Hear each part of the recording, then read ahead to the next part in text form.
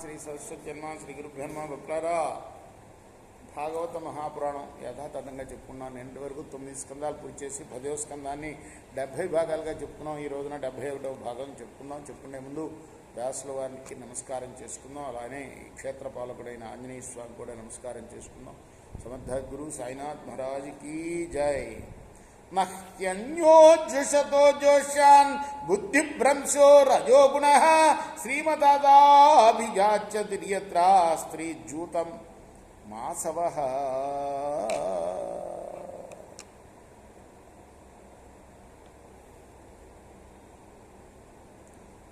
నలకోబురుల శాపం గురించి చెప్పుకున్నాం. నారదుడు శాపం ఇచ్చాడు వాళ్ళకి.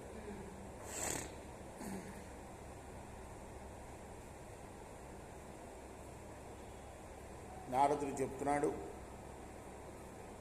సుఖలోలుడైన పురుషుడికి ఆభిజాత్యము విద్యలు మున్నగటి వాటి వల్ల గర్వం ఏర్పడిన దాని ప్రభావంతో అతని బుద్ధి కొంతవరకే దెబ్బతింది. అటువంటి సుఖలోలుడికి సంపదలుంటే ఆ ధనగర్వం వల్ల రజోగుణ కార్యములైన కామక్రోధాదులు వృద్ధి చెంది అతని బుద్ధి పూర్తిగా భ్రష్టం అవుతుంది. ధనగర్వం చాలా ప్రమాదకరమైనది సుమా.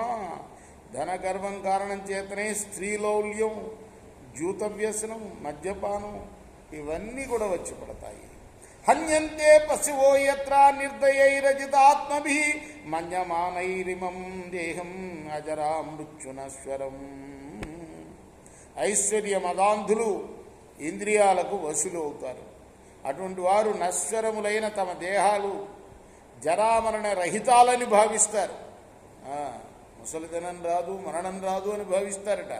ఆ సుఖాల్లో తేలిపోయేవాళ్ళు క్రూరాత్ములై ఇతర ప్రాణులను హింసిస్తూ ఉంటారు. వాళ్ళు దేవ సంహితమప్యంతే క్రిమి విద్భస్మ సంహితం భూతదృక్తత్కృతే స్వార్థం కిం వేద నరయోయత దేహ కిమన్నదాతు స్వం నిషేక్తుర్మాతురేవ చ మాతు పితుర్వా బలిడ క్రేతురగ్నే శృణోపి వా ఏవం సాధారణం దేహం అవ్యక్త ప్రభవాప్యయం కో విద్వాన ఆత్మసాత్ కృత్వా హంతి జంతూన్ రుతే సత.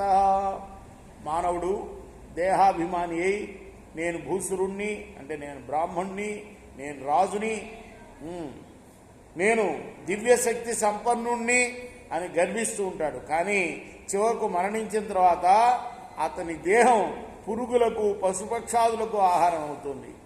దహింపబడితే బుగ్గేయి బూడిదవుతుంది, పూడ్చిపెడితే క్రిములకు ఆహారం అవుతుంది. అంతే కదా.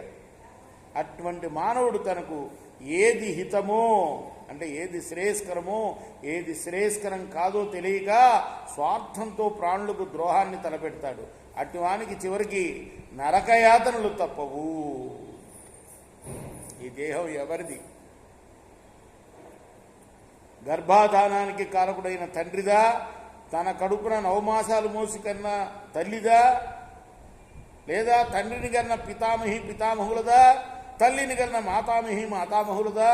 అన్నపానాలు ఇచ్చి పోషించిన వాడిదా? జీవన వృత్తిని కలిగించి పని చేయించుకున్న అధికారిదా? వెలగట్టి కొన్నవాడిదా? మృతి చెందిన తర్వాత దహించి వేసిన అగ్నిదా? లేక ఈ దేహాన్ని తినడానికి ఆశించి కాచుకొని కూర్చున్న కుక్కలు, నక్కలు మొదలగు పశుపక్షాదులదా? వాస్తవంగా ఇది ఎవరిది? యథార్థంగా ఈ దేహం ప్రకృతి నుండి ఉత్పన్నమైంది. చివరకు ప్రకృతి ఏమవుతుంది? అశాశ్వతమైన ఈ దేహాన్ని ఆత్మగా భావించి దానికోసం ఇతరులు హింసించేవాడు మూర్ఖుడు సుమా. జ్ఞాని అయిన వాడు అలా చెయ్యడు అని నారదుడు పలుకుతున్నాడు. రేపు మనం కొనసాగిద్దాం. కృష్ణార్పణం శ్రీ సచ్చిదానంద సద్గురు సాయినాథ్ మహారాజ్ కీ జై. చేకోరా హారతి ఇదిగో సద్గురునాథ దేవ సాయినాథ.